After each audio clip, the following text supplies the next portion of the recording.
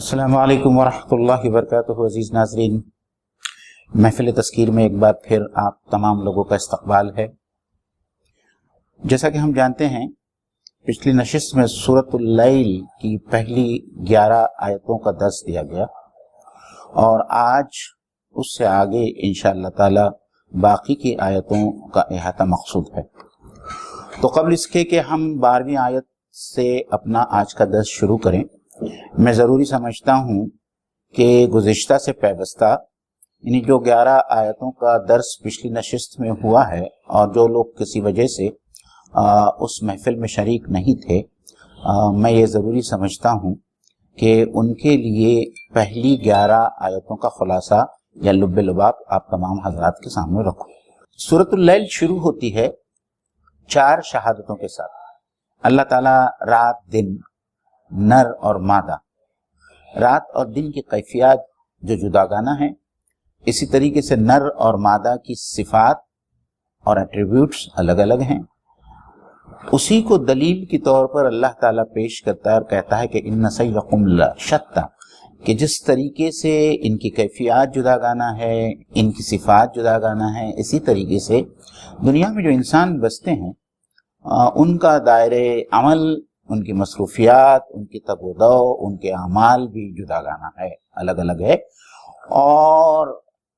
جیسی ان کی کوششیں ہیں ویسے ہی کوششوں کا نتیجہ ان کے سامنے آتا ہے۔ پھر اس کے بعد میں اللہ تعالیٰ ایک ایسے انسان کا ذکر کرتے ہیں جو نیک ہے، جو اللہ کے راستے میں دیتا ہے، اللہ تعالیٰ سے ڈرتا ہے اور جو سچ کی تصدیق کرتا ہے۔ اللہ تعالیٰ اس انسان کے بارے میں کہتے ہیں کہ ایسے لوگوں کے لیے اللہ تعالیٰ نیکی کے راستے پر چلنا آسان کر دیتے ہیں، یہاں تک کہ اس کے لیے جنت میں جانا ممکن ہو جاتا ہے۔ اور ایک ایسا شخص اس کے برعکس جو جھٹلاتا ہے، ایمان نہیں لاتا ہے، اللہ کے راستے میں خرچ نہیں کرتا ہے، بخل سے کام لیتا ہے، اللہ تعالیٰ اسے اس برے راستے پر چلنا اس کے لیے آسان کر دیتے ہیں، یہاں تک کہ وہ جہنم میں جا گرتا ہے۔ اور پھر اللہ تعالیٰ ایک خاص بات جو اس سورے میں آئی ہے وہ یہ کہتے ہیں، اور بار بار ہم نے دوسری سوروں میں بھی اس کو دیکھا، کہ جو شخص یہ سمجھتا ہے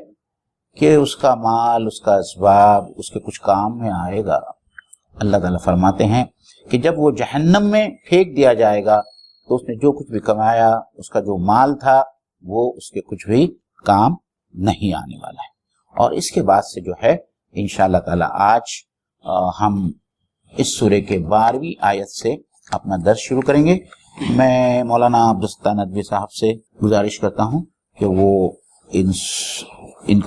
آیتوں کی تلاوت کریں اور ہم ان کی ترجمانی بیان کریں گے انشاءاللہ۔ السلام علیکم ورحمۃ اللہ وبرکاتہ۔ اعوذ باللہ من الشیطان الرجیم، بسم اللہ الرحمن الرحیم، ان علینا للہدی، بے شک ہم ہی پر ہے ذمہ داری ہدایت دینے کی، وَإِنَّ لَنَا لَلْآخِرَةَ وَالْأُولَى، اور ہمارے ہی اختیار میں ہے دنیا کی زندگی اور آخرت کی زندگی۔ فَأَنذَرْتُكُمْ نَارًا تَلَظَّىٰ، بس میں تمہیں انذار کر چکا ہوں یا میں تمہیں بتلا چکا ہوں اس آگ کے بارے میں جو بھڑکتی ہوئی ہے۔ لَا يَصْلَاهَا إِلَّا الْأَشْقَى، اس میں نہیں ڈالا جائے گا سوائے وہ جو بدبخت ہوگا۔ الَّذِي كَذَّبَ وَتَوَلَّىٰ، ایسا بدبخت جس نے تکذیب کی، جھوٹ جانا اور منہ پھرا کر چل دیا۔ وَسَيُجَنَّبُهَا الْأَتْقَى، اور اس بھڑکتی ہوئی آگ سے وہ شخص بچا لیا جائے گا جو اللہ تعالیٰ سے ڈرنے والا ہے۔ الَّذِي يُؤْتِي مَالَهُ يَتَزَكَّىٰ، جو اپنا مال دیتا ہے اللہ کے راستے میں تاکہ اس کا تزکیہ ہو۔ وَمَا لِأَحَدٍ عنده من نعمة تجزى اور وہ اپنا مال کسی انسان کو اس لیے نہیں دیتا کہ اس انسان کا کوئی احسان اس پر ہے، إلا ابتغاء وجه ربه الأعلى وہ اللہ کے راستے میں مال صرف اس لیے خرچ کرتا ہے کہ اسے اپنے رب العالی کی خوشنودی حاصل ہو، وَلَسَوْفَ يَرْضَى اور وہ بہت جلد راضی ہوگا، اللہ تعالیٰ اس کو اپنی نعمتوں سے اتنا نوازیں گے کہ وہ راضی ہو جائے گا۔ صدق اللہ العظیم۔ اب یہ ہے اِنَّ عَلَيْنَا لَلْهُدَى، ہمارے اوپر ہدایت کی ذمہ داری ہے۔ تو خدا ہدایت کے لیے استعمال ہے، قرآن میں دوسری جگہ بھی ہے، جی هُدًى لِّلْعَالَمِينَ وَهُدًى لِّلنَّاسِ۔ اب یہاں یہ ہے کہ اللہ نے جو یہ کہا کہ ہمارے اوپر ہدایت کی ذمہ داری ہے، اس کے کیا مطلب ہے کہ کیا اللہ ہدایت کے راستوں پر چلانا اللہ کے اوپر ذمہ داری ہے، یا صرف اچھا اور برا راستہ دکھا دینا اللہ کی ذمہ داری ہے؟ آپ اس کے بارے میں کچھ جی دو باتیں میں عرض کرنا چاہوں گا۔ ایک تو یہ ہے کہ ہدایت کے معاملے میں اللہ تعالیٰ کا ایک ضابطہ ہے، اس کی سنت ہے، اور اسی کے مطابق جو ہے وہ ہدایت دیتا ہے۔ اس بات کو سمجھنا بہت ضروری ہے کہ اللہ تعالیٰ کسی بھی انسان کو زبردستی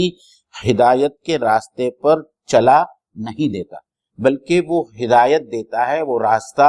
بتاتا ہے۔ اور اللہ تعالیٰ یہاں یہ بھی کہنا چاہتا ہے کہ کسی انسان کی بس کی بات نہیں ہے کہ وہ کسی دوسرے انسان کو ہدایت پر زبردستی گامزن کرے یا ہدایت دے، الا یہ کہ اللہ کی مرضی ہو۔ اگر ایسا ہوتا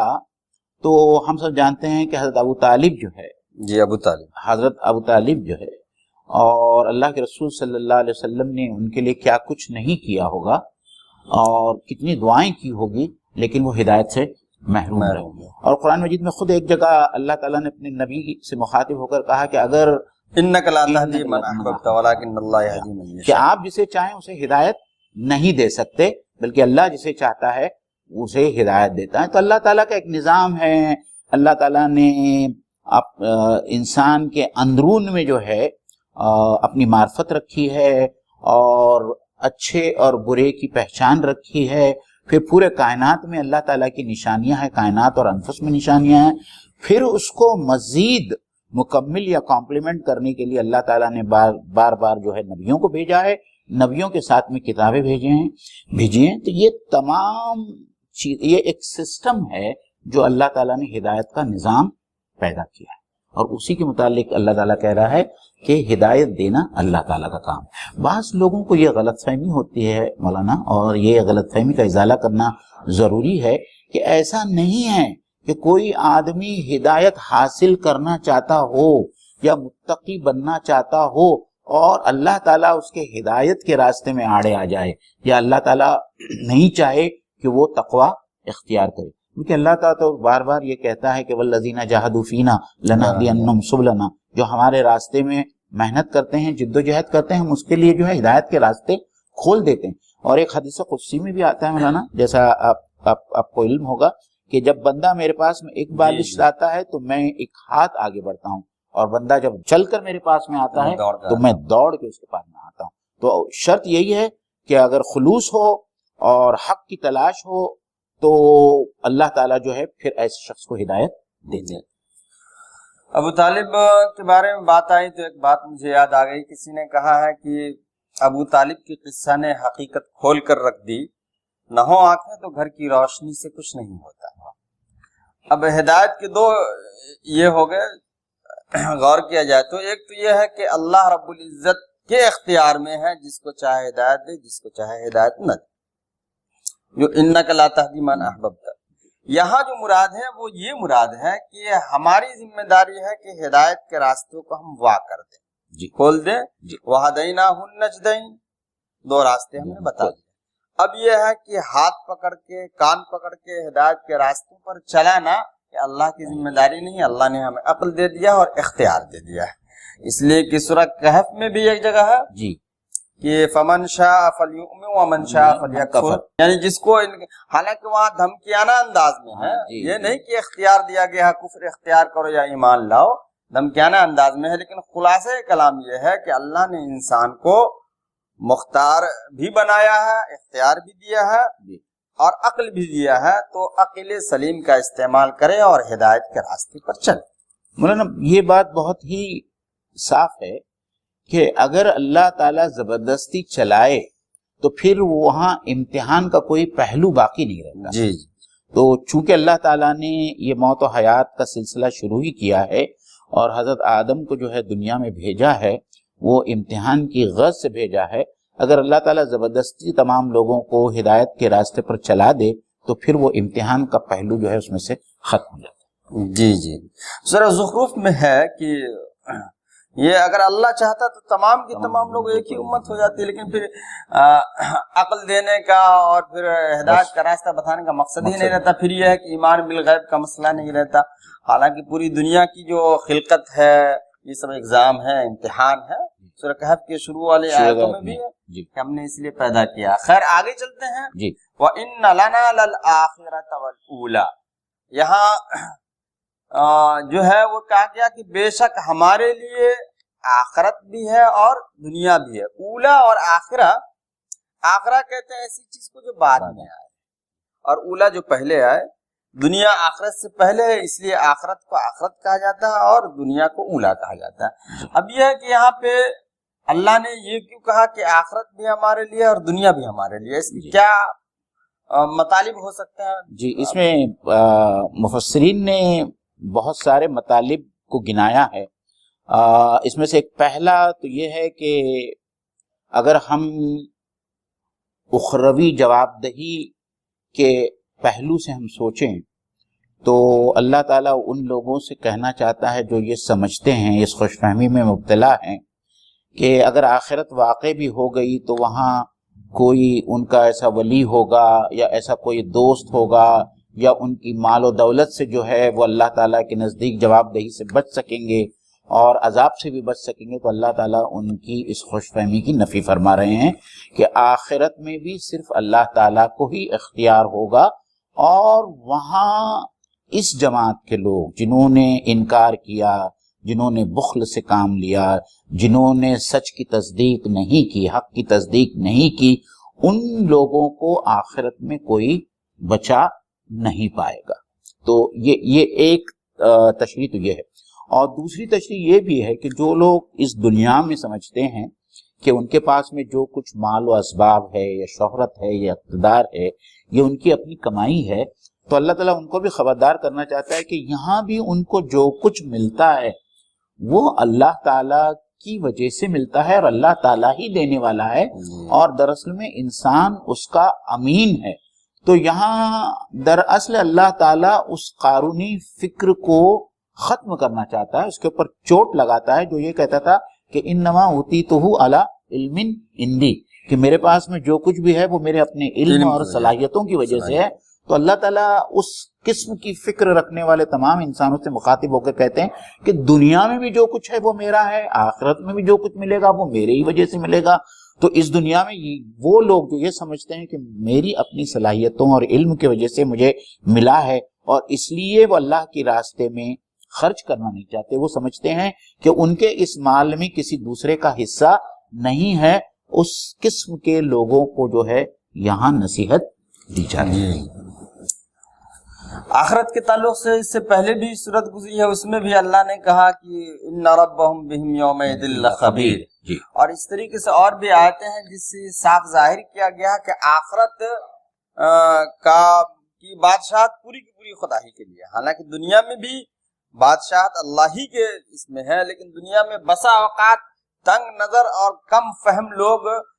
سمجھ لیتے ہیں کہ چلو بادشاہ تو وہ ہے، یا ہمارے پاس کچھ ہے، یا کبھی کبھی پیسے کی بدولت یا طاقت کی بدولت انسان وہ کر گزرتا ہے جس کی وجہ سے وہ اپنے آپ کو خود مختار سمجھ لیتا ہے۔ اس کی مثال ایک ہم دے سکتے ہیں حضرت ابراہیم علیہ السلام اور نمرود کے درمیان جو مکالمہ ہے۔ جی تو اسی لیے دنیا میں تو کبھی کبھی انسان کو یہ احساس ہو جاتا ہے، لیکن آخرت میں وہ تمام چیزیں نظر آ جائیں گی. اس لیے اللہ نے کہا ان ربهم بهم یومئذ لخبیر فانذرتکم نارا تلظی. یہ اللہ کی طرف سے دھمکی ہے. یہ نبی پاک صلی اللہ علیہ وسلم کی زبانی نبی پاک صلی اللہ علیہ وسلم کی طرف سے نہیں ہے بلکہ ڈائریکٹ اللہ کی طرف سے ہے کہ میں تم کو ڈراتا ہوں. اور یہ مفسرین نے لکھا کہ کفار قریش کو جب نبی پاک صلی اللہ علیہ وسلم کی دعوت دی گئی انہوں نے انکار کیا تو اس وقت اللہ نے یہ کہا کہ ہم تمہیں ڈراتے ہیں ایسی آگ سے جو بھڑکنے والی ہے. آپ اس میں کچھ اور مزید؟ اس میں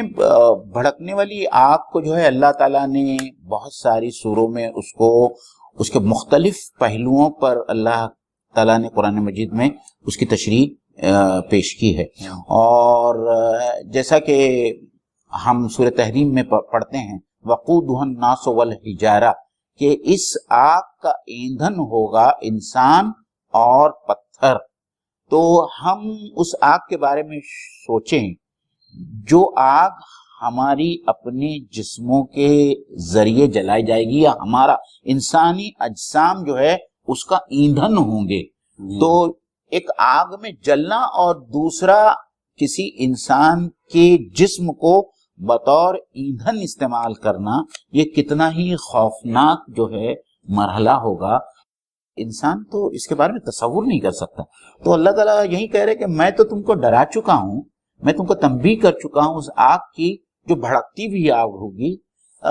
اور جیسے کہ ہم نے اس میں فی امادن ممددہ اس سورے میں بھی ہم نے پڑھا کہ لوگوں کو جو ہے ایک ستونوں سے باندھ دیا جائے گا اور اس میں جو ہے آگ کے شعلے جو ہے اوپر تک جو ہے اٹھیں گے اور پھر اس چیمبر کو اللہ تعالیٰ اوپر سے ڈھک دے گا, بند کر دے گا. تو اس سے زیادہ منظر کشی اور کیا ہو سکتی ہے انسان کے دل کو دہلانے کے لیے. اچھا, یہ تلظہ کا ایک لفظ اور ایک سورت میں آیا ہے وہ سورہ معارج میں یود المجرم لا یفتدی من عذاب یومئذ ببنیہ وصاحبتہ واخیہ وفصیلتہ التی تؤویہ ومن فی الارض جميعا ثم ينجیہ کلا انہا لظى. وہ لظى اور تلظہ گویا کہ ایک ہی اس سے بنا ہے, مادہ اس کا ایک ہی ہے. تلظہ میں تفاعل ہے اور لظى وہ 3 حرفی ہے. یہ تو وہاں یہ کہا گیا ہے کہ انہا لظى وہ آگ بھڑکنے والی ہے. نزاعۃ للشوا, یہ بھوننے کے لیے بہت سارے الفاظ آتے ہیں.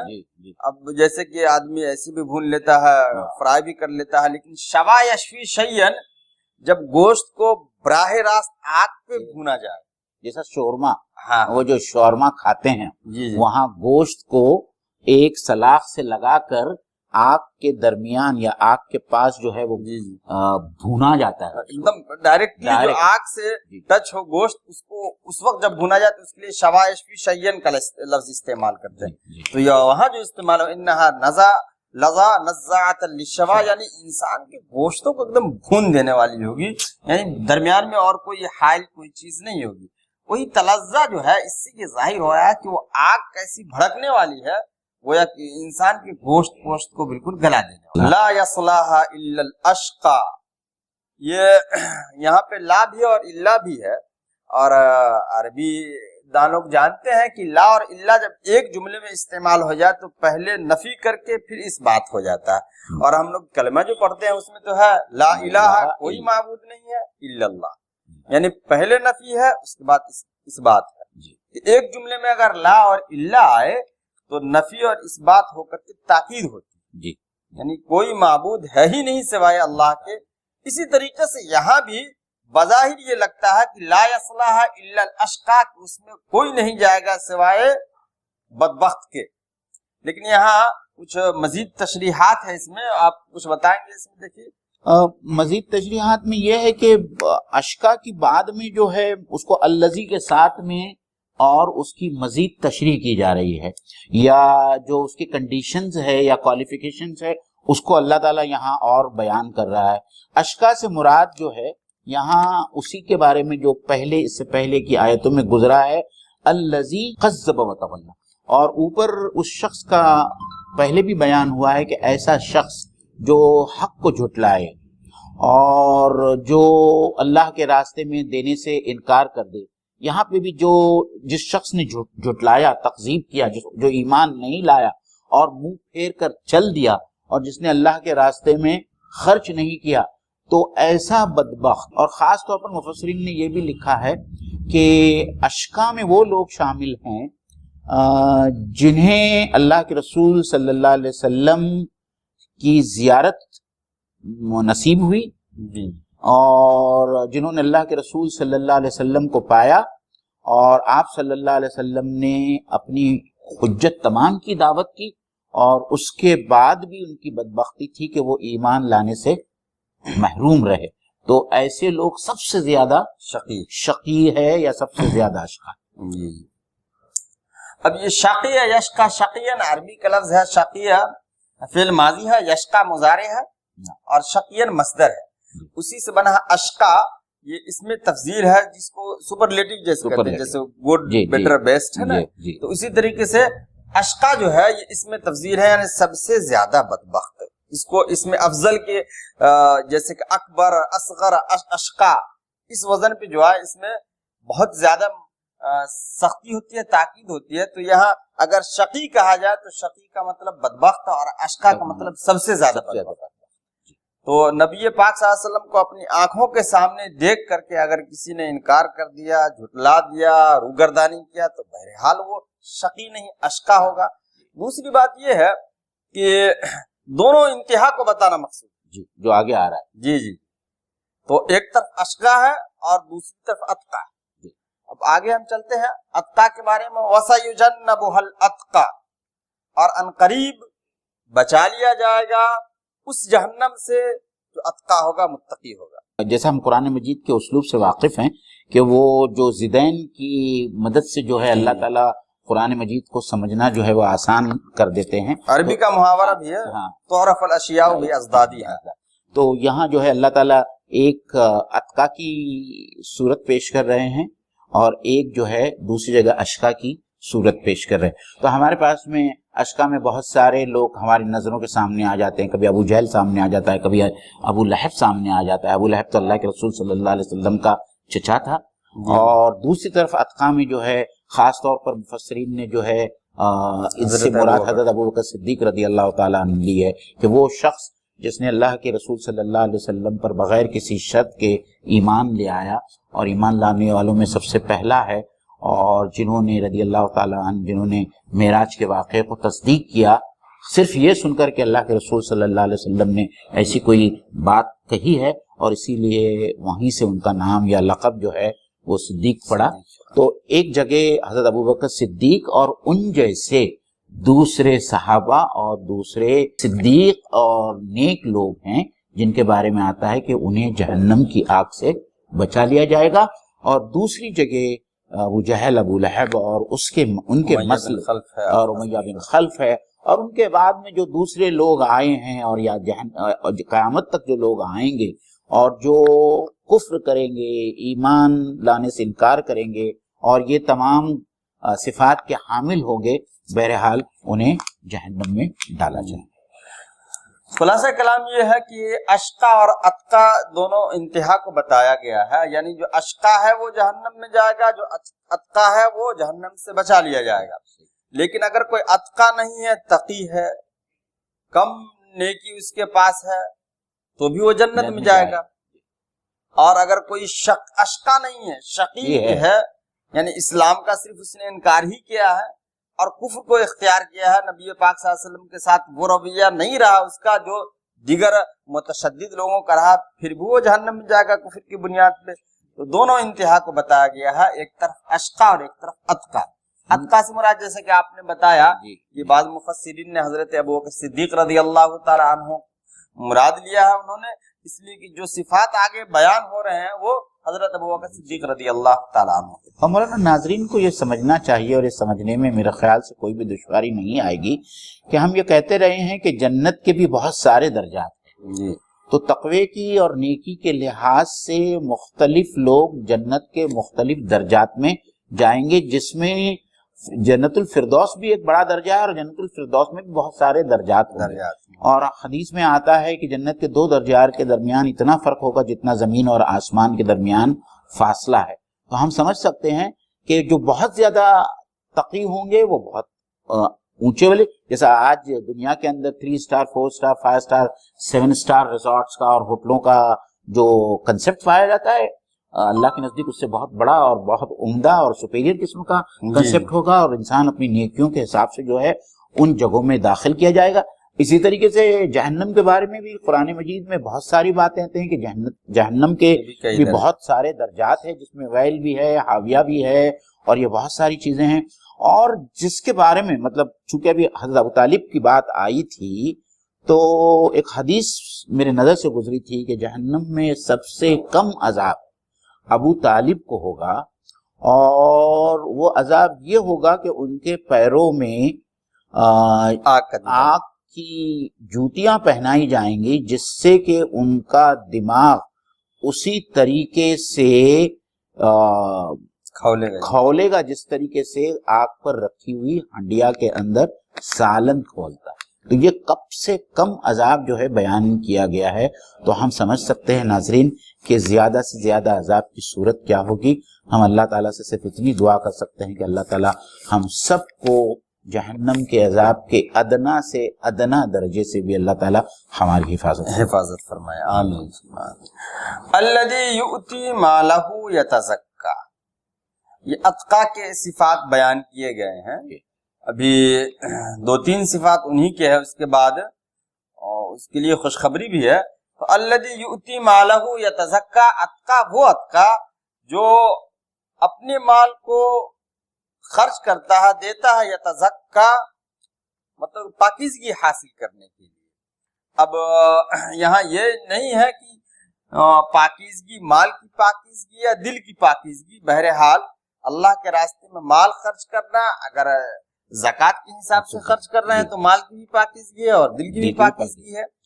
حالانکہ یہاں زکوٰۃ کا بیان نہیں ہے، تزکا کی وجہ سے میں نے وہ نقطہ بیان کرنے کی کوشش کیا، کیونکہ زکوٰۃ کا ٹرم جو ہے، جو اصطلاح ہے، وہ اسی وجہ سے لائی گئی ہے کہ جب آدمی مال میں سے اللہ کے راستے میں خرچ کرتا ہے تو اس کے مال کا تزکیہ ہو جاتا ہے۔ تو تزکیے سے لوگوں نے یہی مراد لی ہے کہ اس کے باقی کے مال میں اللہ تعالیٰ بڑھوتری فرماتا ہے، اضافہ فرماتا ہے، اور اس کے اس مال کو محفوظ کرتا ہے۔ اور دنیا میں بہت ساری ایسی مثالیں ملتی ہیں کہ کسی جگہ پہ آگ لگ گئی، پورا بازار تباہ ہو گیا، اور ایک ایسا شخص جو اپنے مال کا صدقہ دیتا تھا اور اپنے مال کی زکوٰۃ دیتا تھا، اس کا مال محفوظ رہ گیا۔ بہت واقعات اس طرح کے سننے میں آتے ہیں۔ جی اچھا، حضرت ابوبکر رضی اللہ تعالیٰ عنہ کے بارے میں بھی آتا ہے کہ وہ مال دولت اللہ کے راستے میں بہت خرچ کرتے تھے، اور وہ غلام وغیرہ جو کمزور ترین غلام باندیا جن کو کفار و مشرکین ستاتے تھے، جو ان کے انڈر میں ہوا کرتے تھے، ان کو وہ ہیوی اماؤنٹ دے کر کے زیادہ سے زیادہ پیسے سے ان کو خرید کر کے آزاد کر دیتے تھے۔ حالانکہ اس کام پہ ان کے والد ابو قحافہ منع بھی کرتے تھے کہ اگر تم خریدتے ہی ہو غلام کو تو تنومند کو اور طاقتور کو خریدو تاکہ آگے چل کے تمہارے کام آئے، لیکن وہ کمزور کو خرید کر کے آزاد کرتے تھے۔ اس لیے مفسرین نے مراد یہ بھی لیا ہے کہ ان سے مراد حضرت ابوبکر صدیق رضی اللہ تعالیٰ عنہ ہیں کہ جو اپنے مال کو خرچ کرتے ہیں پاکیزگی حاصل کرنے کے لیے۔ اچھا، ایسے لوگوں پہ وہ مال خرچ کرتے تھے جن لوگوں کا حضرت ابوبکر رضی اللہ تعالیٰ عنہ پہ احسان نہیں تھا۔ اگر ان آیات کو ان کی نعت، ان کی صفت ہم سمجھتے ہیں تو بھی بات کلیئر ہے، اور اگر ہم یہ کامن بات لیتے ہیں کہ متقی اور ایسا متقی جو ایسا کرے گا وہ جہنم سے بچا لیا جائے گا، تو دونوں باتیں مراد ہو سکتی ہیں۔ اگر آنے والی آیت کو آپ اس سے جوڑیں تو پھر آپ نے جو پہلی معنی بتائی ہے وہ صحیح ہوتی ہے کہ حضرت ابوبکر صدیق جو ہے اپنا پیسہ ایسے لوگوں پر خرچ کرتے تھے اللہ کے راستے میں کہ جن کا ان کے اوپر کوئی احسان نہیں ہوتا تھا، تو وہ احسان کا بدلہ احسان کی چکانے کے لحاظ سے جو ہے وہ حضرت ابوبکر صدیق یہ پیسہ اللہ کی راہ میں خرچ نہیں کرتے تھے۔ جیسا کہ حضرت ابوبکر صدیق رضی اللہ تعالیٰ عنہ کی بات آئی ہے مولانا، تو میں ناظرین سے یہ بات بھی شیئر کرنا کہ کتنا ان کو اللہ تعالیٰ کی رضا حاصل کرنے کا کیسا شوق تھا کہ جب سورہ آل عمران میں وہ آیت آئی کہ یہ وہ لوگ ہیں جو چھپے انداز میں بھی اور کھلے انداز میں بھی اللہ کے راستے میں خرچ کرتے ہیں، جو دن میں بھی خرچ کرتے ہیں اور رات میں بھی خرچ کرتے ہیں، تو اس آیت پر پورا اترنے کے لیے حضرت ابوبکر صدیق نے جو ہے پھر اعلانیہ بھی خرچ کرنا شروع کر دیا، کیونکہ چھپ کر تو وہ خرچ کرتے ہی تھے، اور چونکہ دن میں تو وہ خرچ کرتے تھے، پھر انہوں نے رات میں بھی خرچ کرنا شروع کیا۔ یعنی اللہ نے جس بات کا حکم دیا اور جس نیکی کا حکم دیا اس پر عمل کرنے کے لیے آپ جو ہے پوری طریقے سے جو ہے کس طریقے سے جو ہے قرآن مجید کی ایک ایک آیت کو سمجھ کر اسے اپنی عملی زندگی میں جو ہے اس کو لانا اور اس پر عمل کرنا، یہ جو ہے ہم صحابہ کی زندگیوں سے سیکھتے ہیں۔ یہ سورہ دہر میں بھی اس طرح کی ایک آیت ہے، انما نطعمکم لوجہ اللہ لا نرید منکم جزاء ولا شکورا، ہم تو تمہیں اس لیے کھلا، انما نطعمکم لوجہ اللہ، کہ غریب اور مسکین کو کھلانے کا وہاں بیان ہے کہ ہم صرف اللہ کی رضا کے لیے کھلاتے ہیں، لا نرید منکم جزاء ولا شکورا، اس سے ہم نہ شکر گزاری تم سے چاہتے ہیں کہ زبانی ہی تم شکر ادا کر دو، اور نہ کوئی بدلہ چاہتے ہیں۔ ایک جگہ اور بلکہ کئی جگہ علی حبہ مسکینا و یتیما و اسیرا، وہاں بھی مفسرین نے بتایا کہ علی حبہ، اس کی محبت میں، اس کی تین وجوہات وہاں بتائے گئے ہیں، اگرچہ یہاں کی وہ آیت نہیں ہے لیکن بس بات نکل آئی تو میں بتا دوں، علی حبہ، اس کی محبت میں کا مطلب مفسرین بتاتے ہیں اللہ کی محبت میں یا مال کی محبت میں یا پھر جس کو کھلا رہے ہیں اس کی محبت میں۔ اس سے یہ صاف ظاہر ہے کہ جس پر ہم خرچ کر رہے ہیں اس سے آدمی تنگ دل نہ ہو، یعنی یہ احساس ہونا چاہیے کہ اس پہ ہم خرچ کر رہے ہیں تو گویا کہ اللہ نے بھیجا ہمارے پاس تاکہ نیکی ہم کمائیں، جی، اور ہم یہ بھی نہ سمجھے کہ ہم اس کے اوپر کوئی احسان کر رہے ہیں، اور اس شخص سے ہم اس بات کی خواہش رکھے کہ وہ آتے یا جاتے ہم کو سلام کرے، یا ہمارا احسان مانے، یا اس قسم کی جو ہے کوئی بھی رعایت ہم اس سے چاہیں اپنے بارے میں، تو یہ دینا جو ہے میرے خیال سے وہ صحیح جو ہے اس کی اسپرٹ اور روح جو ہے مجروح ہو جاتی ہے۔ جی، وہ گویا کہ نعمت دینے کے بعد کسی کو اس کا معاوضہ سمجھے مل جائے گا۔ اگر دنیا میں مان لیا جائے فار ایگزامپل، اگر کسی نے کوئی دکان کر لیا ہے، کسی چیز کی دکان کیے ہوا ہے اور ہم سے وہ قرض لیے ہوا ہے، اب جب بھی ہم خریدنے کے لیے جائیں تو دو چیز اٹھا کر کے کھا لیں، تو وہ اسی لیے نہیں بولے گا کہ میں اس کا مقروض ہوں، تو فقہا نے لکھا ہے کہ یہ سود کی ایک قسم ہو جائے گی، جی، اس لیے کہ وہ تو رعایت نہیں بول رہا۔ ہمارے پاس میں وقت نہیں ہے تو امام ابو حنیفہ کا وہ جو قبرستان والا واقعہ ہے وہ ہم کبھی سناتے، لیکن بعد میں کبھی سنائیں گے، ہاں اس کو کبھی ضرور سنائیے، میں انشاءاللہ یاد دلاؤں گا۔ آگے چلتے ہیں، الا ابتغاء وجہ ربہ الاعلی، مگر یہ جو خرچ کرتے ہیں یا تو وہ اتقا مراد لیں یا حضرت ابوبکر صدیق رضی اللہ تعالیٰ عنہ، وہ صرف اور صرف بلند و بالا، اپنے بلند و بالا رب کی رضامندی حاصل کرنے کے لیے، یہ اعلیٰ لفظ رب کی صفت ہے، یعنی جس طریقے سے یہ اتقا اور دوسرے جو سلسلہ بیان آ رہا تھا یہاں پہ رب کی صفت بھی اعلیٰ لایا گیا، اور ہم لوگ سبحان ربی الاعلیٰ ورد بھی کرتے ہیں، تسبیح بھی پڑھتے ہیں، یعنی اس رب کی رضا کے لیے جو سب سے اعلیٰ ہے، جس کو ان سب چیزوں کی ضرورت نہیں ہے، بس یہ ہے کہ ہماری نیکی کے لیے سب راستے ہمارے لیے مہیا کیے۔ وَلَسَوْفَ یرضیٰ کے بارے میں مفسرین کی دو تفسیریں اس میں ملتی ہے۔ وَلَسَوْفَ یرضیٰ سے مراد ایک تو یہ ہے وہ شخص ہے جو اتقیٰ ہے، اور اللہ تعالیٰ یہ کہنا چاہتا ہے کہ اللہ تعالیٰ اس کو اتنا دے، وَلَسَوْفَ یرضیٰ، وہ بہت جلد راضی ہوگا اپنے رب سے، یعنی اللہ تعالیٰ اس پر اپنی اتنی ساری نعمتیں